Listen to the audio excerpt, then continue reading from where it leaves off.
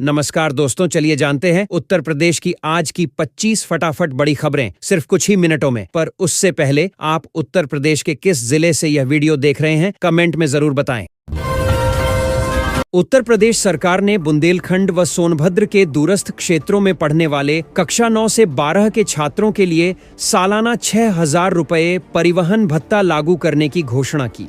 यह सहायता डीबीटी के जरिए दी जाएगी और पात्रता के लिए स्कूल घर दूरी कम से कम 5 किलोमीटर होना आवश्यक है। सरकार ने कहा कि पहले चरण में लक्षित जिलों के छात्रों के खातों में भुगतान नवंबर से शुरू होगा। लखनऊ में आज राज्य प्रशासन ने GBC 5.0 की तैयारी तेज कर दी। सरकार अंतिम सप्ताह नवंबर में ग्राउंड ब्रेकिंग सेशन आयोजित करने की योजना बना रही है ताकि लगभग 5 लाख करोड़ निवेश परियोजनाओं पर हस्ताक्षर हो सकें। आयोजन के लिए तकनीकी व लॉजिस्टिक तैयारियां चल रही हैं और केंद्रीय स्तर से भी सहभागिता की उम्मीद है।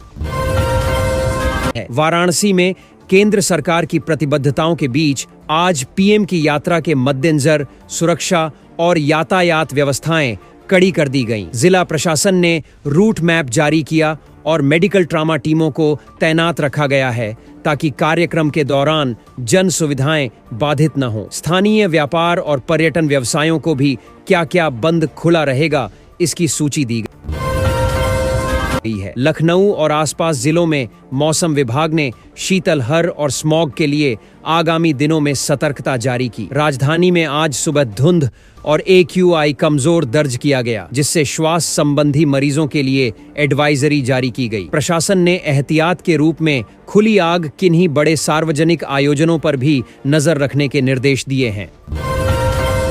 उत्तर प्रदेश सरकार ने दिवाली उपहार के रूप में PM उज्ज्वला लाभार्थियों के लिए 2 मुफ्त LPG रिफिल्स पहला चरण अक्टूबर-दिसंबर 2025 देने और कुल 1,500 करोड़ का आवंटन करने की योजना लागू की। पहली किस्त में लगभग 1 करोड़ 2 लाख से अधिक आधार सत्यापित महिलाओं को लाभ मिलेगा और राष्ट्रीय एजेंसियों के माध्यम से डीबीटी से उपलब्ध कराई जाएगी। वितरण की तिथियां और एजेंसी ऑपरेशन जारी हैं।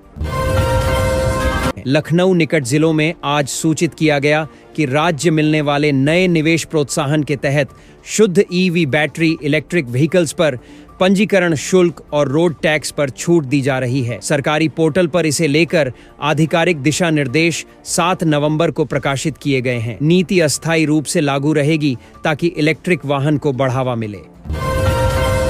आज सुबह प्रयागराज में एक बड़े सार्वजनिक स्वास्थ्य शिविर का आयोजन किया गया, जिसमें स्थानीय स्वास्थ्य अधिकारी और आयुष्मान भारत टीमों ने मुफ्त स्क्रीनिंग और टीकाकरण शिविर चलाया। शिविर में हजारों ग्रामीणों ने भाग लिया और स्वास्थ्य विभाग ने बताया कि आगामी हफ्तों में और भी कैंप लगेंगे। कार्यक्रम से निकटवर्ती इलाकों में स्वास्थ्य सेवाओं की पहुंच बढ़ने की उम्मीद है।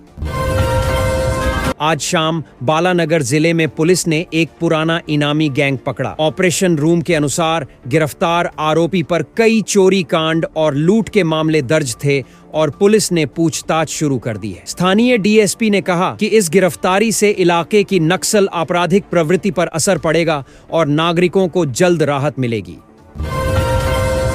विकास खंड स्तर पर आज रिपोर्ट मिली कि राज्य की UPSIDA ने हालिया नीलामी में 50 प्लॉट बेचकर राजस्व बढ़ाया। विभाग ने कहा कि औद्योगिक भूमि की तेजी से नीलामी से निवेशकों की दिलचस्पी बढ़ रही है और औद्योगिक पार्कों के विकास में गति मिलेगी। नीलामी में सफल बोलीदाताओं को अगले महीने स्थानांतरण प्रक्रिया पूरी करने के निर्देश दिए गए हैं।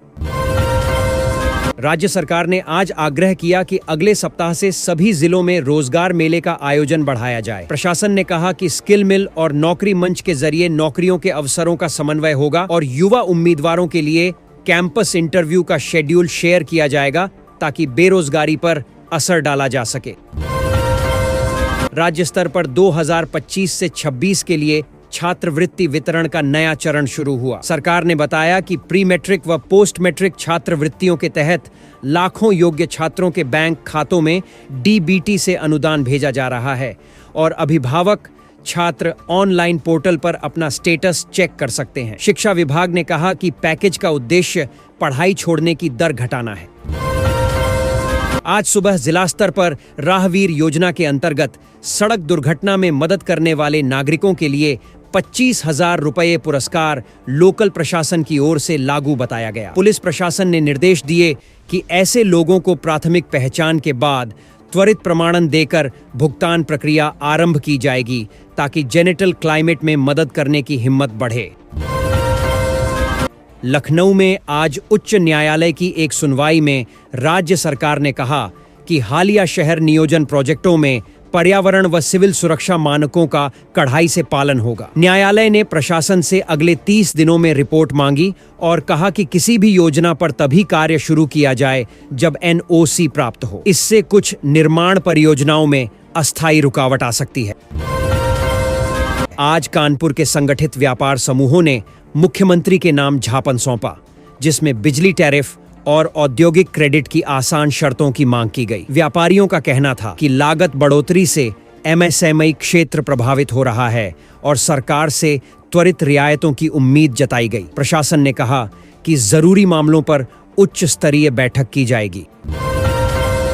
उत्तर प्रदेश के कृषि विभाग ने आज किसानों को सूचित किया कि कुछ आधुनिक कृषि यंत्रों और ड्रोन पर सब्सिडी के लिए ऑनलाइन बुकिंग 29 अक्टूबर तक जारी रही और जिन किसानों ने आवेदन कर लिया है उन्हें उपयुक्त क्रेडेंशियल और कंफर्मेशन मैसेज भेजे जा रहे हैं। विभाग ने कहा कि यह पहल फसल उत्पादकता बढ़ाने के उद्देश्य से है।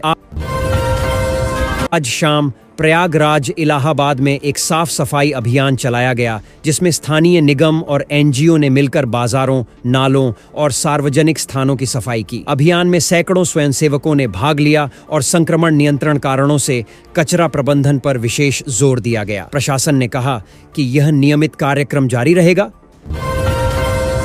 राज्य सरकार ने आज आधिकारिक घोषणा की कि सरकारी कर्मचारियों और पेंशनधारियों की DADR में 3% का इजाफा लागू किया जा रहा है। यह संशोधन प्रभावी रूप से 1 जुलाई 2025 से लागू बताया गया है और अक्टूबर से भुगतान का लेखा जोखा शुरू होगा। वित्त विभाग ने बताया कि इससे पुराने पेंशनधारियों एवं वेतनभोगियों को तत्काल राहत मिलेगी।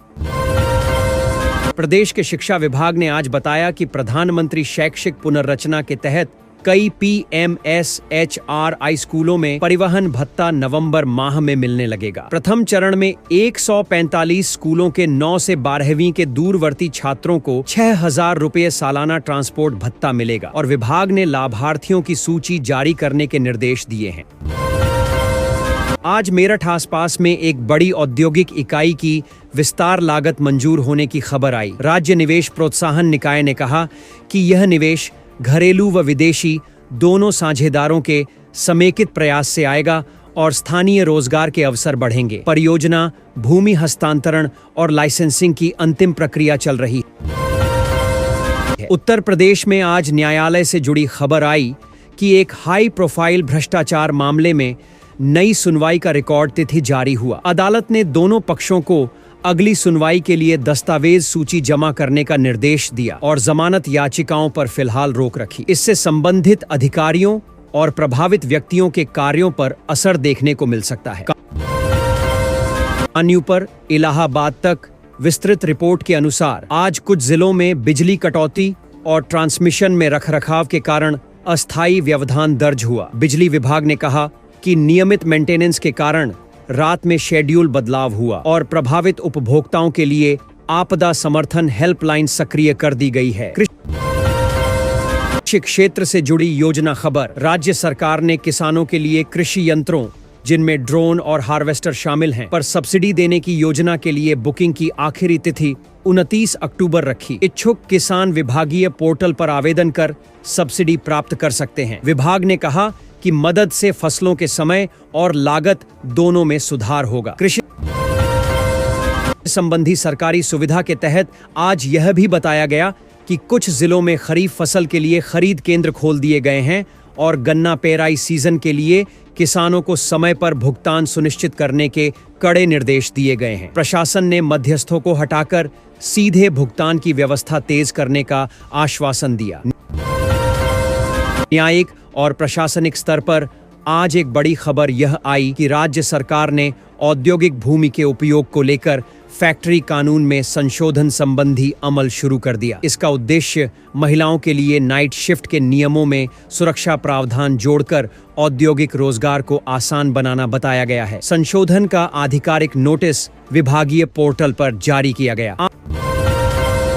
आज राज्य निवेश विभाग इन्वेस्ट यूपी ने औपचारिक रिपोर्ट में कहा कि जुलाई-नवंबर के भीतर अब तक निवेश रजिस्ट्रेशन और जीबीसी श्रृंखला के जरिए 12 लाख करोड़ से अधिक के प्रोजेक्ट्स पर जमीन पर लागू मुस्तैदी दिखाई गई है। विभाग ने आगे बताया कि आगामी जीबीसी 5.0 के लिए व्यापक तैयारी चल रही है और निवेशकों को शीघ्र सूचना दी जाएगी।